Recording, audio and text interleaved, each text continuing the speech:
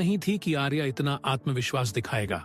ठीक है, वह बोली और नजदीकी एक मोटी पुस्तक उठाई, आंतरिक ऊर्जा और उसकी व्याख्या, जो लेवल 3 की सामग्री थी। उसने बीच का एक पन्ना खोला और पूछा, तुम बताओ, आत्मिक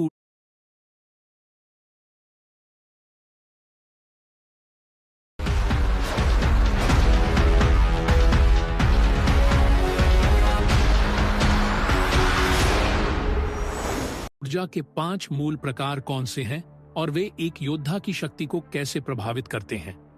आर्या ने आंखें बंद की और जवाब देना शुरू किया। आत्मिक ऊर्जा के 5 प्रकार हैं: अग्नि, वायु, जल, पृथ्वी और आकाश। प्रत्येक योद्धा की जन्मजात शक्ति इन ऊर्जा पर निर्भर होती है। अग्नि से आक्रामकता, वायु से गति, जल से लचीलापन, पृथ्वी से स्थायित्व और आकाश से चेतना विस्तार की क्षमता मिलती है। वह एक एक कर हर तत्व की वैज्ञानिक व्याख्या, उसके मंत्र और उपयोग की विधि बताने लगा। पलक की आंखें फैल गईं। वह एकदम स्तब्ध रह गई, क्योंकि आर्या का जवाब एकदम सिंपल था, जो सबको समझ आ जाए। ये तो किताब में जो था, उससे भी अच्छा उत्तर है, वह बुदबुदाई। और कुछ पूछना चाहोगी? आर्या ने विनम्रता से कहा। पलक का चेहरा शर्म से लाल हो गया था, लेकिन वह हार मानने वालों में से नहीं थी। पलक ने फिर आगे पूछा, हवा से एनर्जी सोखने के लिए लड़ाकू का किस लेवल में होना जरूरी होता है? तभी आर्या ने कहा, तुम लेवल 4 की लड़ाकू हो और तुम्हें इतना नहीं पता? तुम भी तो हवा से एनर्जी लेती हो। तुम्हें यह सब कैसे पता? तुम लेवल 2 में हो तो? उसने पूछा। मेरे पास समय कम है, आर्या ने गंभीर स्वर में कहा। मुझे आंतरिक छात्र बनना है, इसलिए मुझे जाने दो। अगर तुम्हारा हो गया हो तो। पलक अब पूरी तरह से भ्रमित थी। उसके अंदर कई सवाल उमड़ रहे थे। क्या यह सच में कोई विशेष शक्ति है? तो फिर इतने समय से फेल क्यों हो रहा है? अभी तक आंतरिक छात्र क्यों नहीं बना? यह तो मैंने खुद पढ़ा है, लेकिन मुझे इसे समझने में हफ्तों लग गए थे। पलक के मन में विचार कौन था? वह एकटक आर्या को जाते हुए देखती रही। उसकी आंखों में अब गुस्से की जगह हल्की हैरानी और एक अजीब सी जिज्ञासा थी। आर्या की बातों में न कोई घमंड था, न ही दिखावा। वह शांति से जवाब दे रहा था, मानो किताबें उसकी चेतना में बह रही हों। तुम्हारा नाम क्या है? पलक ने आखिर पूछा। आर्या, उसने बिना पीछे घूमे उत्तर दिया। पलक कुछ कह न सकी। उसके होंठ खुले के खुले रह गए। जिसे वह ढोंगी, आलसी और बनावटी समझ रही थी, वह वास्तव में उससे भी ज्यादा प्रतिभाशाली निकला। लाइब्रेरी का माहौल अब शांत हो चुका था, लेकिन उस शांति में हलचल थी, आर्या के भीतर की भी और पलक के मन की भी। कुछ घंटों बाद आंतरिक छात्रों की परीक्षा की घोषणा पत्र आश्रम के मुख्य द्वार पर टंगा था। 3 दिन बाद आंतरिक छात्र परीक्षा होगी। यह परीक्षा इस बार विशेष रूप से कठिन होगी। केवल वे ही चुने जाएंगे जिनमें असाधारण समझ, शक्ति और नियंत्रण हो। आर्या ने यह पढ़ा और हल्का मुस्कुराया। बस 3 दिन और, फिर सब कुछ बदल जाएगा। उसी समय पलक भी वहां आई और घोषणा पढ़ते हुए बोली, इस बार मैं नंबर 1 रहूंगी। देखते हैं कौन मुझे रोक सकता है।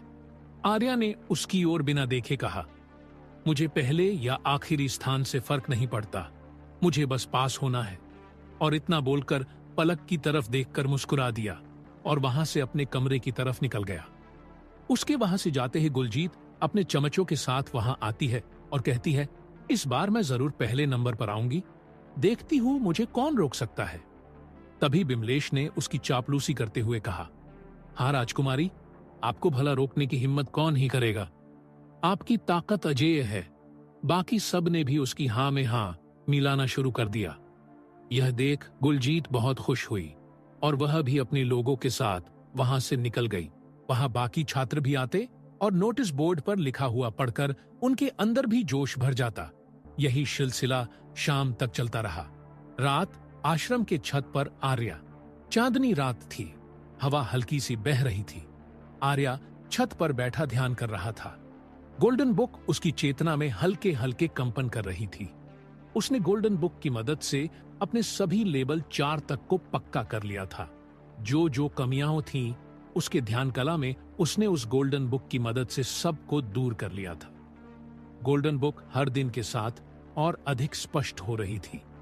आज उसने पहली बार गोल्डन बुक के पन्नों में एक चमकती हुई छवि देखी जिसमें लिखा था, तुम्हें परीक्षा में पहले नंबर पर आना होगा। अगर ऐसा होता है तो तुम्हें इसका इनाम मिलेगा, और अगर तुम ऐसा नहीं कर पाए तो तुम्हारी शक्तियां कम हो जाएंगी। यह पढ़कर आर्या के होश उड़ जाते हैं। वह सोचता है, मुझे अब किसी भी हालत में यह करना होगा। मैं नहीं चाहता फिर से मेरी शक्तियां कम हो और लोग मेरा मजाक बनाएं। दूसरी तरफ पलक अपने गुरु से। पलक एक गुप्त कमरे में अपने गुरु के सामने खड़ी थी। गुरुदेव, एक छात्र है, वह कुछ अलग है। मैं नहीं समझ पा रही हूं वह क्या कर रहा है, लेकिन उसमें कोई रहस्य जरूर है। गुरु ने आंखें बंद की और धीरे से कहा, जिसे तुम रहस्य समझ रही हो वह शायद तुम्हारे भविष्य का भाग्य बन जाए, लेकिन सावधान रहना। कुछ लोग अपना सच छुपाते हैं क्योंकि उनका अतीत बहुत भारी होता है। पलक चुप रही। अब वह सिर्फ एक प्रतियोगी नहीं थी, वह जानना चाहती थी कि आखिर आर्य है कौन और उसकी जानकारी का राज्य क्या है, और क्या वह ताकतवर भी है। तीसरे दिन की सुबह आश्रम में हलचल अपने चरम पर थी। मैदान में एक विशाल रंगमंच सजा था, चारों ओर ऊंचे स्तंभ जिन पर प्राचीन मंत्र खुदे थे, और उनके बीच एक चमकता हुआ नीला गुंबद जो पूरी परीक्षा भूमि को ढक रहा था। यह सामान्य परीक्षा नहीं थी, यह एक आंतरिक छात्र बनने की परीक्षा थी। आंतरिक छात्र को बाहरी छात्रों से ज्यादा सुविधाएं मिलती थीं, ट्रेनिंग के लिए अधिक संसाधन मिलते थे। इसलिए जितने भी बाहरी छात्र थे सब अपने पूरे जोश के साथ वहां आए हुए थे। आर्या मैदान के एक कोने में खड़ा सब कुछ चुपचाप देख रहा था। उसके मन में कोई घबराहट नहीं थी, लेकिन भीतर कहीं हल्की सी बेचैनी जरूर थी। गोल्डन बुक अब पूरी तरह शांत थी, मानो परीक्षा की घड़ी में वह सिर्फ देख रही हो कि आर्या स्वयं क्या कर पाता है। घोषणा गूंजी। उद्घोषक की आवाज पूरे मैदान में सुनाई देने लगी। सभी छात्र अपने अपने निर्धारित चक्रों में खड़े हो जाएं। परीक्षा 3 चरणों में होगी। पहला चरण शक्ति परीक्षण, दूसरा चरण भ्रमजाल, तीसरे चरण की घोषणा बाद में होगी और आप लोगों की परीक्षा शुक्ला जी की देखरेख में होगा। तभी परीक्षा नियंत्रक शुक्ला जी मंच पर आए और उन्होंने एक खंभे की तरफ इशारा करते हुए कहा, यह है शक्ति स्तंभ। ये सभी छात्रों की शक्ति किस लेवल पर है ये बताएगा। एक एक करके सभी प्रतिभागी यहां आए और अपना शक्ति परीक्षण दे। और आप सबकी जानकारी के लिए बता दूं, जिसके भी शक्ति का लेवल 3 से कम होगा वो फेल कर दिया जाएगा। वह दूसरे चरण के लिए योग्य नहीं माना जाएगा, लेकिन पास हुए छात्रों में किसी को हराकर तुम दूसरे चरण के लिए योग्य हो सकते हो। इतना बोलकर उन्होंने एक दूसरे शूलनाथ आचार्य की तरफ देखा और कुछ इशारा किया। तभी शूलनाथ आचार्य ने अपने हाथ में रखी किताब खोली और पहले परीक्षार्थी का नाम पुकारा, मयंक अग्रवाल। जिसके तुरंत बाद एक छात्र भीड़ से बाहर निकला और मंच पर चढ़ गया, और जैसे ही उसने अपना हाथ उस शक्ति स्तंभ पर रखा उसमें लाइट जलने लगी और उस पर लिखा आया लेवल 3-4 सितारे। तभी शूलनाथ ने कहा, तुम पास हुए। जिसके बाद उन्होंने फिर एक नाम पुकारा, आकाश चोपड़ा। जिसके बाद एक और लड़का मंच पर चढ़ गया और शक्ति स्तंभ पर जाकर अपना हाथ रख दिया, लेकिन इस बार उस स्तंभ में कोई लाइट नहीं जली। तभी शूलनाथ आचार्य ने कहा, तुम फेल हुए, तुम्हें एक और मौका मिलेगा। जब दूसरा चरण खत्म होगा अभी तुम जाकर अपनी जगह पर बैठो। जिसके बाद आकाश चोपड़ा मंच से नीचे उतर गया। पर एक एक करके नाम पुकारे जाने लगे। छात्र जाते अपना शक्ति परीक्षण करते और वापस आ जाते। तभी शूलनाथ ने आर्या का नाम पुकारा, लेकिन आर्या के मंच पर जाते ही पूरे मैदान में ठहाके की आवाज गूंजने लगी। ये फिर फेल होगा, ये कभी आंतरिक छात्र नहीं बन सकता, ये 0 है। पूरे मैदान में यही आवाजें गूंज रही थीं। वहीं उसे जिंदा देख गुलजीत के होश उड़ गए थे। वो ये सोचने लगी कि आखिर यह जिंदा कैसे बच गया, क्या किसी ने इसकी मदद की? क्योंकि आज तक उस खाई में जो भी गिरा वह बाहर नहीं निकल पाया, इसलिए उस खाई का नाम ही खूनी खाई पड़ गया था। लोग उधर जाने से भी डरते थे। वहीं गुलजीत के साथियों की भी हालत खराब हो चुकी थी। इन लोगों को बस यही डर सता रहा था कि आर्या आश्रम प्रबंधक से उनकी शिकायत ना कर दे। मैदान में तरह तरह की बातें होने लगी। उसे लगभग हर कोई जानता था, वह काफी फेमस था। वहीं मंच पर मौजूद आचार्यों को भी आर्या से कोई उम्मीद नहीं थी।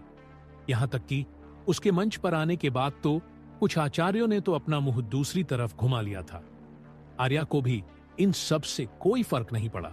उसे इन सब तानों की और लोगों के उपेक्षा भरी नजरों की आदत पड़ चुकी थी। वह चुपचाप आगे बढ़ा और शक्ति स्तंभ पर अपना हाथ रख दिया, लेकिन तुरंत मैदान में फिर से ठहाके गूंज गए। शक्ति स्तंभ में कोई लाइट नहीं जली। यह देख आर्या भी निराश हो गया।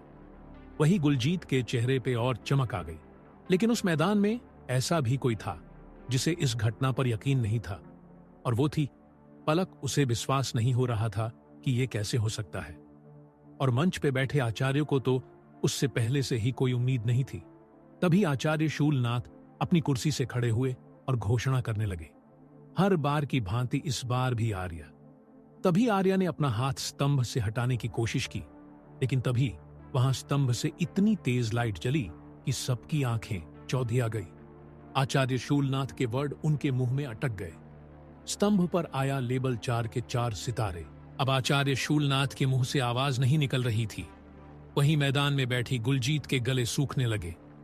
वह मन ही मन बड़बड़ाई, ये कैसे हो सकता है? इसने जरूर कोई चीटिंग किया है, मैं इसे नहीं मानती। तभी उसके बगल में बैठा विशाल उससे धीरे से कहता है, राजकुमारी शांत हो जाइए, जब रैंकिंग के लिए मुकाबला होगा तब उसे हम लोग चैलेंज करेंगे, जिससे उसकी ताकत सबके सामने आ जाएगी। तभी गुलजीत ने कहा, नहीं तुम लोग नहीं, केवल मैं उसे चैलेंज करूंगी। उसकी बात सुनकर बिमलेश चुप हो गया।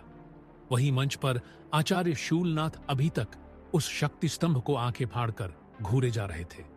तभी शुक्ला जी आगे आए और कहा, आर्या इस राउंड में पास हुआ।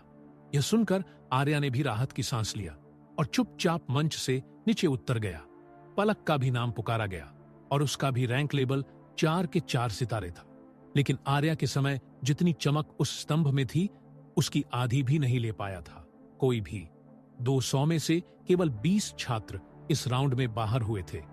अभी भी 180 छात्र दूसरे चरण में पहुंच चुके थे। तभी शुक्ला जी की आवाज मैदान में गूंजी, जो भी लोग इस चरण में असफल हुए हैं वह पास हुए छात्रों को चैलेंज करके उनकी जगह ले सकते हैं। जिसके बाद कुछ लोगों ने कुछ छात्रों को चैलेंज किया, लेकिन लेवल कम होने की वजह से वो लोग हार गए।